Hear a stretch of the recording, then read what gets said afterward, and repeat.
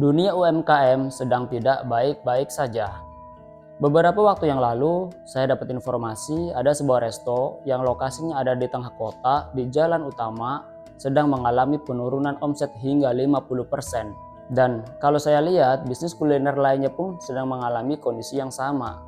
Bahkan saat malam minggu yang biasanya rame, sekarang kondisinya sepi pengunjung. Ternyata bukan cuma industri kuliner saja. Saya juga melihat di Reels mereka yang berjualan produk fashion secara offline sekarang kondisinya sedang sepi. Mereka beranggapan saat ini banyak pelanggan yang membeli produk secara online. Tapi apa benar sepinya pembeli produk-produk offline itu karena banyaknya penjual online atau pebisnis online? Nanti dulu.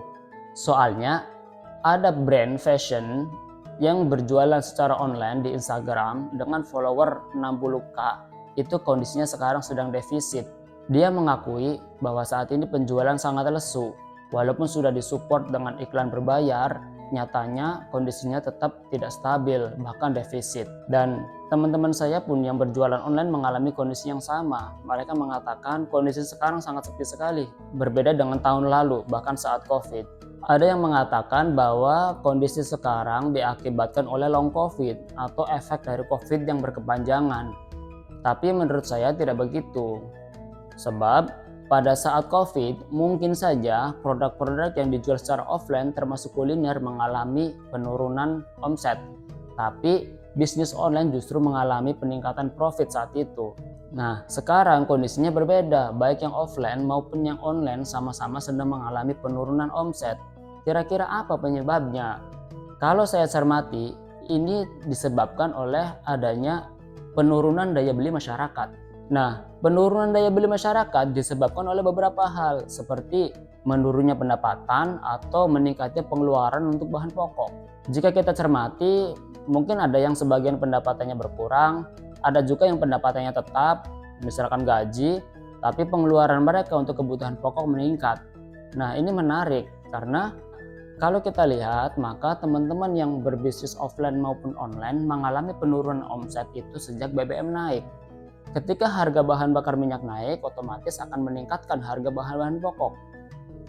Harga bahan pokok seperti beras, minyak goreng, telur, harganya ikut naik. Dengan pendapatan yang tetap, kemudian kebutuhan pokok yang meningkat, maka pendapatan itu akan dikeluarkan lebih maksimal atau lebih besar kepada kebutuhan pokok itu. Misalkan dengan gaji 3 juta dulu sudah bisa memenuhi kebutuhan pokok, tapi saat ini bahkan mungkin kurang atau pas-pasan sehingga masyarakat tidak mau mengeluarkan uang untuk kebutuhan lainnya.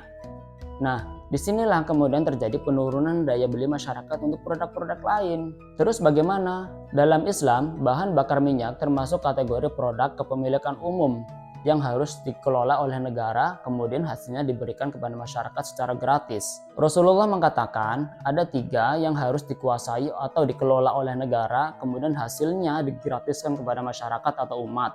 1, ada padang rumput, di sini termasuk hutan dan kekayaannya. 2, ada air, sumber mata air termasuk di dalamnya. 3, api di sini dikategorikan sebagai energi termasuk bahan bakar minyak. Nah, dalam Islam, bahan bakar minyak itu nanti dikelola oleh negara secara utuh 100%, kemudian hasilnya dibagikan kepada masyarakat secara gratis. Jikapun masyarakat harus membeli, maka membeli seharga biaya operasionalnya saja. Jika bahan bakar minyak per liter menghabiskan biaya operasional Rp1.000, maka masyarakat hanya membayar Rp1.000 per liter. Persoalannya sekarang tidak ada negara yang mengadopsi aturan Islam untuk mengelola bahan bakar minyak tersebut.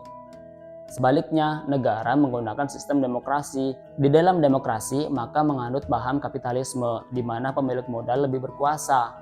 Oleh sebab itu, pengelolaan bahan bakar minyak, termasuk batu bara, nikel, dan lain sebagainya, itu dikelola oleh swasta. Dan parahnya lagi, swasta ini kebanyakan adalah swasta asing, sehingga kekayaan negara atau suatu negeri itu diambil alih oleh asing, bukan dinikmati oleh rakyatnya sendiri. Itu jika suatu negara mengadopsi sistem demokrasi. Berbeda dengan negara yang mengadopsi sistem Islam, di mana bahan bakar minyak harusnya dikelola oleh negara, termasuk nikel, batu bara, dan emas itu dikelola oleh negara, hasilnya diberikan kepada masyarakat secara gratis, baik dalam bentuk minyak sudah siap pakai ataupun lainnya. termasuk kesehatan, pendidikan, dan lain sebagainya. Jadi, penurunan omset bisnis saat ini, baik yang online maupun offline, menurut hemat saya adalah karena penurunan daya beli masyarakat. Dan penurunan daya beli ini disebabkan karena menurunnya pendapatan atau meningkatnya harga-harga pokok.